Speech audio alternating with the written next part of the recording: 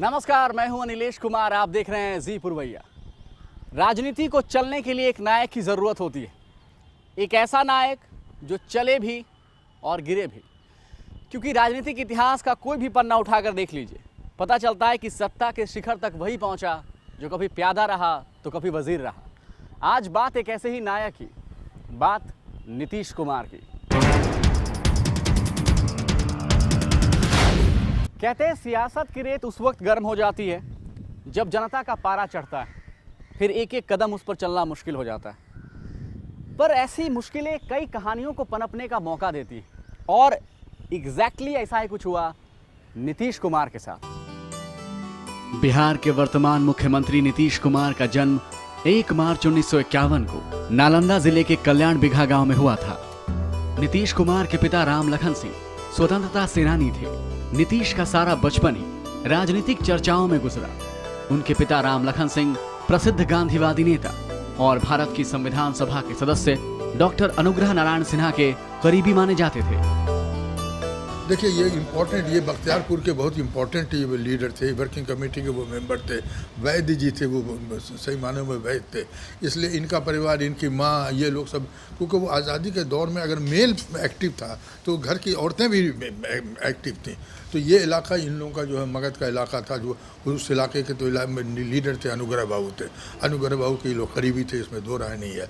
अब ये लोग कांग्रेस के बड़े लोग ये थे, इसलिए उस परिवार में जो है एक वो क्रांतिकारी था, और वो जिसको कहिए कि कांग्रेसी क्रांतिकार था, नॉन वायलेंट पीसफुल तरीके का, ये इनकी घुट्टी में है। इसलिए नीतीश जो है इसमें दो राय नहीं है कि इनका बैकग्राउंड बहुत ही शानदार है। जो फ्रीडम फाइटर रहे वो शानदार उनका रोल रहा है हिंदुस्तान में। गांधीवादी विचारों के बीच पले बढ़े नीतीश भी उन्हीं विचारों पर आगे बढ़ते रहे। उन्होंने बिहार कॉलेज ऑफ इंजीनियरिंग से स्नातक की पढ़ाई संपन्न की और 1973 में इन्होंने पेशे से अध्यापिका मंजू कुमारी सिन्हा से विवाह किया। पर नीतीश कुमार का उद्देश्य केवल पारिवारिक जीवन के इर्द गिर्द घूमना नहीं था, वो राजनीति में सक्रिय भूमिका निभाना चाहते थे। आंदोलन जो है जेपी के नाम से जुड़ गया ज़रूर, लेकिन आंदोलन तो छात्रों का था। पटना यूनिवर्सिटी के छात्र जो इसके अंदर ये थे, और नीतीश जो इंजीनियरिंग कॉलेज के से पास आउट कर चुके थे, लेकिन अभी तक इंजीनियरिंग कॉलेज को इंजीनियर थे और बहुत कैलकुलेटेड थे, और इनको तो टाटा वाटे की जो नौकरी का ऑफर हो चुका था। लेकिन आंदोलन का जब ये माहौल बना, छात्रों का आंदोलन, तो इनकी घुट्टी में बाप और माँ और जो इलाके का माहौल की जो एक सीख थी, उसमें ये आंदोलन में आए। वैसे देखा जाए तो नीतीश कुमार का राजनीति में आना कोई संयोग नहीं था। देश भर में लोग कांग्रेस के खिलाफ गुस्से में थे और गुस्से की हर चिंगारी को इसी बिहार की धरती से हवा दी जा रही थी, और इसके केंद्र में थे जेपी, जयप्रकाश नारायण। जयप्रकाश नारायण एक विद्वान स्वतंत्रता सेनानी थे। 1974 का साल जनता की बढ़ती नाराजगी का साल था। बेरोजगारी, महंगाई और भ्रष्टाचार को लेकर लोग सरकार के खिलाफ मोर्चा खोलने को तैयार थे। पटना में एक ऐसे ही मोर्चे का नेतृत्व कर रहे थे जेपी ने कहा था कि नहीं, मैं किसी पॉलिटिकल पार्टी के एफिलिएशन के साथ अब आप लोगों के साथ सहयोग नहीं कर सकता हूं। हालात बहुत टिके थे। जेपी ने तो उससे पहले राघोपुर में एक स्टेटमेंट दिया था कि ये फिर 1942 जो है राइटिंग ऑन द वॉल, हमको 1942 नज़र आ रहा है। तो छात्रों से तो उनकी उम्मीद न थी। छात्र गए, छात्रों ने अपने को सरेंडर किया। उन्होंने कहा कि हाँ बिल्कुल, आपके शर्तों के ऊपर आपकी लीडरशिप में हम जो करेंगे, क्योंकि देश के अंदर जो है परिस्थिति बहुत ही भीषण होती जा रही है। नीतीश कुमार जी ने अपनी पहचान ही बनाई थी जयप्रकाश नारायण के मूवमेंट से, और जेपी का मूवमेंट, नौजवानों का मूवमेंट कांग्रेस के कुशासन के खिलाफ था, उसकी सरकार के भ्रष्टाचार के खिलाफ था, बेरोजगारी के खिलाफ था। 8 अप्रैल 1974 को जब जेपी 72 साल के थे, वो सड़क पर उतर गए। सरकार के खिलाफ प्रदर्शन शांतिपूर्ण तरीके से की जा रही थी, पर उसी दौरान प्रदर्शन की धार कुंद करने के लिए लाठीचार्ज हुआ। जेपी ने सरकार के खिलाफ संपूर्ण क्रांति का नारा दिया और उनके इस अभियान में उनके साथ थे युवा नीतीश कुमार। नीतीश कुमार की भूमिका, वो संचालन समिति के सदस्य थे, आंदोलन में काफ़ी सक्रिय थे, और वो कई बार जेल भी गए हैं और इस आंदोलन का एक करीबी रहे। नीतीश अरेस्ट हुए हैं और नीतीश वगैरह तो हमेशा यहाँ आते रहे हैं, यहाँ जाते रहे हैं, जेपी की वजह से सारा ही उम्मीद होता रहा। तो ये लेकिन इनके अंदर ये तो जो उग्र छात्र जिस तरीके थे वो उग्रता इनके अंदर नहीं थी। ये बहुत ही कैलकुलेटेड, एक इंजीनियर एक साइंटिफिक अप्रोच लेकर के वो हर चीज़ को कैलकुलेट करते थे। और फिर उन्होंने भी बहुत इंपॉर्टेंट रोल अदा किया। उनकी जो छात्र कमेटी वगैरह संघर्ष की कमेटी थी, छात्र युवा संघर्ष समिति, सबके मेंबर हैं। पटना यूनिवर्सिटी के बड़े यानी इंजीनियरिंग कॉलेज में वो एक अच्छा रोल इनका रहा। बिहार में सत्ता के खिलाफ जबरदस्त लहर उठ चुकी थी और ये लहर सरकार की मनमानी को तबाह कर देना चाहती थी। ये लहर सियासत में नई हलचल पैदा करना चाहती थी और सियासत की इसी हलचल में समंदर किसी कश्ती पर सवार थे नीतीश कुमार। नीतीश कुमार ने वर्ष 1974 से 1977 तक जयप्रकाश नारायण के आंदोलन में बढ़ चढ़कर अपनी भागीदारी निभाई। नीतीश कुमार बिहार के पूर्व मुख्यमंत्री सत्येंद्र नारायण सिन्हा के करीबी भी थे। जेपी की कोशिश रंग लाई, देश में सत्ता परिवर्तन हुआ और इसी बदलाव के साथ नीतीश कुमार भी आगे बढ़ गए। 1985 में पहली बार नीतीश निर्दलीय उम्मीदवार के तौर पर विधानसभा पहुंचने में कामयाब हुए। छवि उनकी अच्छी थी, लेकिन वो पहले चुनाव आंदोलन के बाद जो चुनाव हुआ तो वो जीते नहीं थे। दोबारा बाद में वो जीते हैं और जीते नहीं, लेकिन जब वहाँ वो गए हैं पार्लियामेंट हो या असेंबली के अंदर तो इनकी छवि अच्छी रही है और बहुत ही कैलकुलेटेड है। जो भी विभाग इन्होंने लिया है बहुत अच्छे तरीके से संभाला है। 1987 आते आते नीतीश कुमार समझ चुके थे कि जिस रास्ते पर वो चल रहे हैं उस पर हर कदम सूझबूझ के साथ रखनी होगी। नीतीश के इसी सूझबूझ की वजह से 1987 में उन्हें युवा लोक दल का अध्यक्ष बनाया गया। लालू प्रसाद से उनकी दोस्ती गहरी हो चुकी थी। बहुत ही अच्छा है। बड़े भाई छोटे भाई जो आप लोग आज कहते हैं वो बड़े भाई छोटे भाई का रिश्ता था उस वक्त, उसमें बहुत अच्छा रिलेशन था, कोई कहीं पर कटुता नहीं थी। ये तो जब सत्ता की राजनीति आ जाती है तो सारी चीज़ें उभर के आ जाती हैं। 1989 में नीतीश बिहार में जनता दल इकाई के महासचिव और 9वीं लोकसभा के सदस्य चुने गए। लोकसभा में अपने पहले कार्यकाल के दौरान नीतीश कुमार केंद्रीय राज्य मंत्री बनाए गए। उन्हें भूतल परिवहन और रेलवे मंत्रालय का भार सौंपा गया, लेकिन गैसल में हुई भीषण ट्रेन दुर्घटना के बाद उन्होंने इस पद से इस्तीफा दे दिया और कृषि मंत्री बने। पर नीतीश की राजनीति में बड़ा बदलाव आया 1992 में। फिलहाल बहुत ही छोटा सा विराम, कहीं मत जाइएगा, हमारी ये पेशकश जारी है।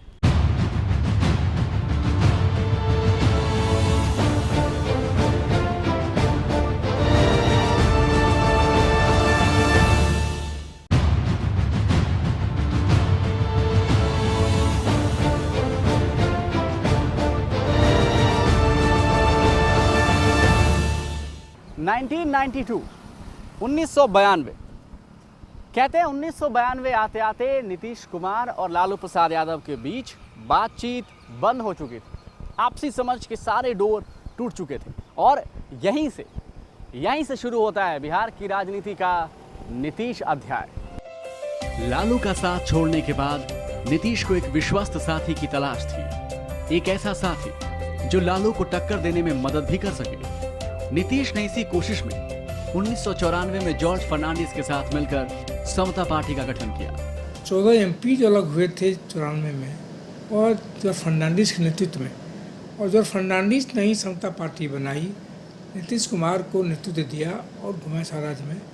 उसके बावजूद 95 के चुनाव की और 60 सीट जीत पाए थे। उसके बाद उनके एहसास हुआ कि हम अकेले नहीं कर सकते। तो 96 में बम्बई में भारतीय जनता पार्टी का सम्मेलन था, उसमें विशेष अतिथि के रूप में आडवाणी साहब को बुलाया, वहाँ पर गए। उसी के बाद ही बीजेपी के साथ निकट होते गए और अगले चुनावों में बीजेपी के साथ गठबंधन होते गया। नीतीश लालू को जवाब देने की तैयारी कर रहे थे और भरोसेमंद साथी की उनकी तलाश खत्म हुई बीजेपी पर। 1996 के आम चुनाव में समता पार्टी ने बीजेपी से हाथ मिला लिया। गठबंधन के तहत चुनाव लड़ने का फायदा भी दिखा। इस गठबंधन को 8 सीटें मिली। इनमें से 6 सीटें बिहार में, 1 यूपी में और 1 उड़ीसा में थी।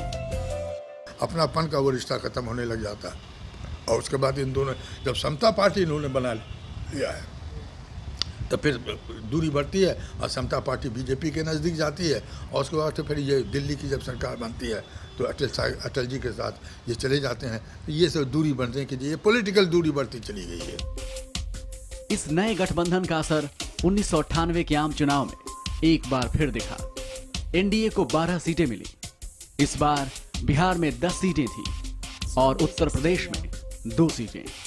नीतीश कुमार को इस बात का एहसास था कि गठबंधन के इसी रास्ते पर चलकर वो बिहार की राजनीति के सिरमौर बन सकते हैं।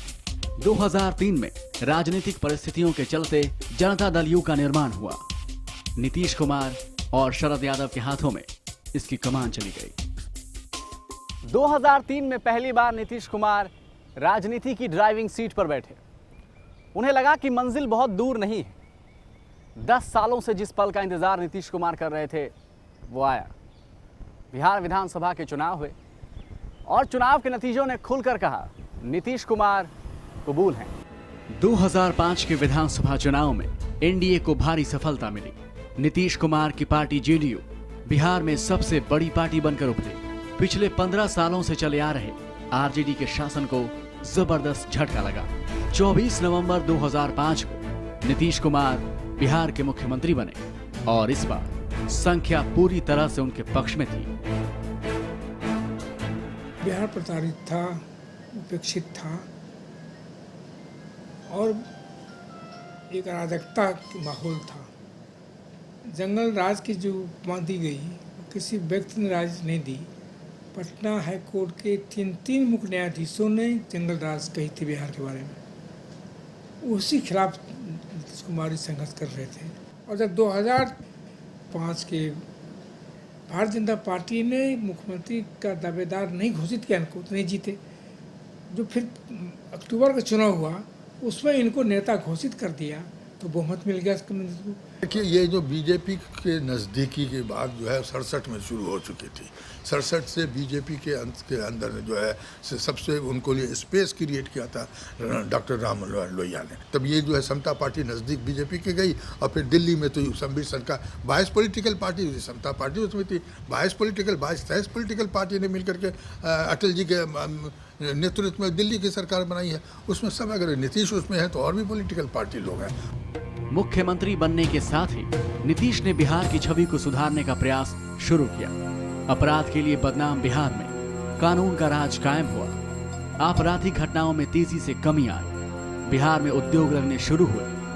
नीतीश कुमार जी की जो पहचान बनी, चूँकि जो लॉलेस था बिहार में लालू यादव जमाने में, जो अपहरण था, हत्याएँ थी, घटनाएं हो रही थी, उस पर काबू पाया। तो ये बात वो मानते हैं कि उस मामले में बेटर नीतीश कुमार थे। लालू यादव के व्यक्तिगत कंडक्ट से बेटर कंडक्ट इनका था प्रशासन पर, इसलिए वो हुआ। और नाम भी इनका इसी से हुआ कि लॉलेस जो बिहार था उसमें लॉ एंड ऑर्डर एस्टैब्लिश हुआ। नीतीश कुमार एक लोकप्रिय नेता के तौर पर उभरे। गांव-गांव तक बिजली पहुंचाने को भी सरकार ने एक मिशन की तरह लिया। शिक्षा व्यवस्था को दुरुस्त करने के लिए सरकार ने कई कदम उठाए। खास तौर से लड़कियों को साइकिल योजना से सरकार की सराहना चारों तरफ होने लगी। ये नीतीश की वजह से ये बाढ़ का थर्मल पावर है कि फिर वो वहाँ भागलपुर वाला एनटीसीपी का है। नीतीश जी ने अपने वक्त में जो है कांटे को दुरुस्त किया है। इसको बरौनी का हो गया, बरौनी का तो 1 यूनिट चलने भी लग गया और उसका वो काफ़ी एक्सपेंशन हुआ है। ये बिजली का, और फिर उसके अंदर चूँकि बिजली के मामले में ये डिपेंडेंट है सेंट्रल गवर्नमेंट के ऊपर, इसलिए इस क्रैश के बावजूद इन्होंने बिजली को बहुत इम्प्रूवमेंट किया। रोड की जाल बिछा दी इन्होंने। इसमें 2 राय नहीं है कि रोड जो है पहले पटना के से कहीं से जाने के लिए आपको सड़क नहीं थी, आज सड़क बेहतरीन जाल सड़क की बन गई है। ये जो नीतीश कुमार की सराहना हो रही थी ये जाया नहीं गई। नीतीश कुमार ने बिहार के विकास के लिए जो भी कदम उठाए, एक एक कदम बिहार के सीएम की कुर्सी के साथ उनके रिश्ते को मजबूत करती गई। पर सियासत में रिश्ते वक्त तय करता है। 16 जून 2013 को जेडीयू और बीजेपी का 17 साल पुराना संबंध टूट गया। नरेंद्र मोदी को पीएम उम्मीदवार घोषित किए जाने से नीतीश नाराज हो गए। वैसे नीतीश और मोदी के बीच विवाद की शुरुआत 2008 में हुई थी और 2009 के लोकसभा चुनाव के दौरान लुधियाना की रैली की तस्वीरें जब बिहार के अखबारों में छपी तो विवाद ने दुश्मनी का रूप ले लिया। राजनीतिक रूप से साथ रहते हुए भी नीतीश मोदी को बिल्कुल पसंद नहीं करते थे। भारतीय जनता पार्टी से भी कोई विरोध नहीं दिखाई देता है। उस समय बात यही थी कि हाँ साहब नरेंद्र मोदी को आप प्रधानमंत्री के रूप में प्रोजेक्ट मत कीजिए। तो पर अगर नरेंद्र मोदी को प्रधानमंत्री के रूप में प्रोजेक्ट भाजपा नहीं करती तो नीतीश कुमार को भाजपा से कोई एतराज नहीं था। तो भाजपा से परहेज नहीं, नरेंद्र मोदी से उनको परहेज था। अडवाणी की राजनीति में इन्होंने नरेंद्र मोदी का खिलाफत करने का माहौल बनाया और उसकी शुरुआत जब हुई, जब यहाँ नौता देख के उनकी थाली छीनी गई, या जब कोसी के लिए 5 करोड़ रुपये दिए थे मोदी ने, उस वापस कराया। लालू नीतीश कुमार जी अपने ज़माने में नरेंद्र मोदी की प्रशंसा कराएं गुजरात में मंत्री क्षेत्र से, उनकी तारीफ करते रहे। लेकिन एकाएक क्या हो गया, जब ये लगा कि नरेंद्र मोदी आगे आने वाले हैं तो भारतीय जनता पार्टी के भीतर की राजनीति थी, उसमें हमें लगता है कि ये फंस गए। बीजेपी से संबंध तोड़ने के बाद नीतीश ने जुगाड़ तंत्र से बिहार में सरकार बचाए रखा। इसके साथ ही बीजेपी पर सियासी हमला भी जारी रहा। लोकसभा चुनाव 2014 में बिहार में मोदी के निशाने पर नीतीश थे तो नीतीश के निशाने पर नरेंद्र मोदी। लेकिन यहां बाजी मोदी ने मार ली। जेडीयू मात्र 2 सीटों पर सिमट गई। ये नीतीश कुमार के राजनीतिक करियर की सबसे बड़ी हार थी। जो चुनाव परिणाम आए हैं उसकी जिम्मेवारी मैं लेता हूं, तो अपेक्षित समर्थन हमें नहीं मिला तो इसकी नैतिक जिम्मेवारी लेते हुए हमने मुख्यमंत्री के पद से त्याग पत्र दे दिया है। बीजेपी से दूरी बनाने के बाद पहली परीक्षा में नीतीश कुमार फेल हो गए। हार की नैतिक जिम्मेवारी लेते हुए उन्होंने सीएम पद छोड़ दिया। हमने उनको समझाया था ये बात चुनाव के बाद, ये हार आपकी नहीं है, ये जीत मोदी की है, क्योंकि देश एक मजबूत नेता चाहता है। कांग्रेस विफल हो गई है, इसलिए आप खिलाफ मतदान नहीं है ये, इसी मत छोड़िए आप। जब त्यागपत्र दे रहे थे मुख्यमंत्री से। एक बहुत ही छोटा सा विराम, कहीं मत जाइएगा, हमारी ये खास पेशकश जारी है।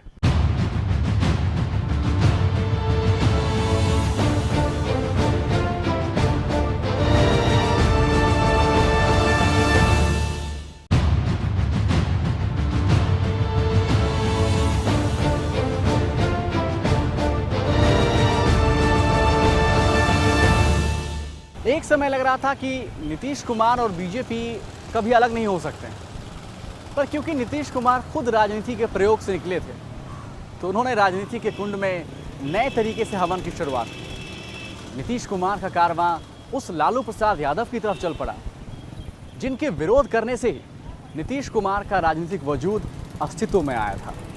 20 साल बाद बिहार की राजनीति ने ऐसी तस्वीर देखी जिसने साबित कर दिया कि राजनीति में कुछ भी हो सकता है। एक समय धुर विरोधी रहे बिहार के 2 पूर्व मुख्यमंत्री नीतीश कुमार और लालू प्रसाद यादव 11 अगस्त 2014 को 20 साल बाद एक मंच पर साथ नजर आए, एक दूसरे से गले मिले, शिकवे दूर हो गए। अब एक दूसरे को शिखर तक पहुंचाने की बातें होने लगी। नीतीश टोटली अलग हो गए, समता पार्टी वगैरह बना लिया, तब फिर वो जो पॉलिटिकल राइवली का हुआ। लेकिन अंदर से हमको लगता है कि कोई एक दूसरे के प्रति वो इतनी कटुता नहीं है जैसा कि आज के दौर में होना चाहिए, क्योंकि ये लोग बहुत बुरे दिनों के साथी हैं, ये लोग आंदोलन के साथी हैं। इसलिए जब बुरे दिनों का जो साथी होता है बहुत ही बिगड़ता भी है, तो कहीं न कहीं पर एक मोड़ के ऊपर एक दूसरे से मिलता है तो उसको पुराने दिन याद आ जाते हैं। ये जो जहरीला विचार समाज में फैलाया गया, उस जहर को खत्म करने के लिए, उसके जहर के प्रभाव को समाप्त करने के लिए हम लोगों ने गठबंधन किया है। नीतीश कुमार लालू यादव के गोद में चले गए। अरे तो हम बड़ा भाई है तो गोद में हमारे नहीं आ गया तो तुम्हारे गोद में चले। 20 साल बाद नीतीश की लालू के साथ हुई इस दोस्ती का परिणाम महीने भर के अंदर दिखा। बिहार में 10 सीटों के लिए हुए विधानसभा उपचुनाव में गठबंधन को 6 सीटों पर सफलता मिली। जिस बिहार ने लोकसभा चुनाव में बीजेपी का साथ दिया, उसी ने उपचुनाव में एनडीए को सबक दी। बिहार में लालू के कथित जंगल राज के खिलाफ संघर्ष कर नीतीश कुमार सत्ता के शिखर पर पहुंचे थे। लेकिन बीजेपी से अलग होने और लोकसभा चुनाव में मिली करारी हार के बाद नीतीश ने उसी लालू प्रसाद यादव से दोस्ती कर ली। कुछ लोग इसे नीतीश की सबसे बड़ी गलती बताते हैं तो कुछ उनकी सबसे बड़ी चाल। नीतीश कुमार की लाचारी थी, चूँकि लोकसभा चुनाव हार चुके थे बुरी तरह से। नीतीश कुमार बेहोश हो थे, निराश थे, हताशा में थे। उन लोगों के हमको वापसी होने का क्या तरीका हो सकता है, तो उनको दिखा कि लालू यादव के साथ होने से हो सकता है हमारी वापसी हो जाए। तो दोनों की डिस्परेशन की राजनीति है, दोनों की मेल जो है, दोनों के अपने अपने डिस्परेशन में एक साथ होने का है। अब दोनों एक प्रति कितने ईमानदार हैं, ये बड़ा सवाल है। लालू प्रसाद से हाथ मिलाने के बाद नीतीश कुमार ने पुराने जनता परिवार को एक करना शुरू किया। उन्होंने अलग हो चुके नेताओं से बातचीत शुरू की। पटना से लेकर दिल्ली तक बैठकों का दौर शुरू हो गया। नीतीश कुमार उस बीजेपी के खिलाफ मैदान में उतरने की तैयारी करने लगे जिसे पूरे देश में सफलता मिली। बीजेपी नेता नीतीश कुमार को लगातार चुनौती दे रहे थे और इधर नीतीश लगातार बीजेपी के खिलाफ एक मजबूत विकल्प बनकर उभरने की कोशिश कर रहे हैं। और तभी कुछ ऐसा हुआ जिसकी उम्मीद नीतीश कुमार ने भी नहीं की। लोकसभा चुनाव 2014 में जेडीयू की हार की नैतिक जिम्मेवारी लेते हुए नीतीश कुमार ने सीएम पद से इस्तीफा दे दिया और महादलित समुदाय के जीतन राम मांझी को अपनी कुर्सी सौंप दी। लेकिन 9 महीने में मांझी बागी हो गए। यहाँ एक बार फिर नीतीश ने अपनी रणनीति में बदलाव किया और दोबारा सीएम बनने का फैसला किया। सार्वजनिक तौर पर अपने किए की गलती स्वीकार करता हूं और पूरे बिहार वासियों से मैं क्षमा मांगता हूं कि भाई मुझसे गलती हुई, माफ कर दीजिए। अब हम फिर कभी इस तरह के भावना में आकर कोई काम नहीं करेंगे। मैं इतना लोगों को आश्वस्त करना चाहता हूं। मांझी को सीएम पद से हटाने के मामले में पार्टी 2 धड़ों में बंट गई। नरेंद्र सिंह, वृषण पटेल, भीम सिंह, महाचंद्र प्रसाद जैसे नेता जीतन राम मांझी के समर्थन में खुलकर उतर गए। ऐसे में नीतीश के सामने मांझी को हटाने के साथ साथ पार्टी को एकजुट करने की बड़ी चुनौती थी। नीतीश इस चुनौती में पास हो गए। 22 फरवरी 2015 को नीतीश कुमार ने चौथी बार सीएम पद की शपथ ली। नीतीश के सामने काम करने के लिए कम वक्त है। इस कम समय में नीतीश को बिहार में एक बार फिर सुशासन के एजेंडे को लागू करना है और बिहार में अपने जनाधार को बढ़ाना भी है, क्योंकि इस साल का विधानसभा चुनाव उनके राजनीतिक करियर की दशा और दिशा दोनों तय करेगा। यूं तो चुनाव हार जीत का गवाह बनते ही रहते हैं, पर बिहार की लड़ाई इसलिए दिलचस्प है क्योंकि यहां राजनीति के 2 प्रयोग ही आमने सामने हैं, नीतीश कुमार और नरेंद्र मोदी। ये लड़ाई दिलचस्प इसलिए भी है क्योंकि दोनों एक दूसरे की कमजोरी अच्छी तरह जानते हैं। आज हमारी खास पेशकश में इतना ही। नमस्कार।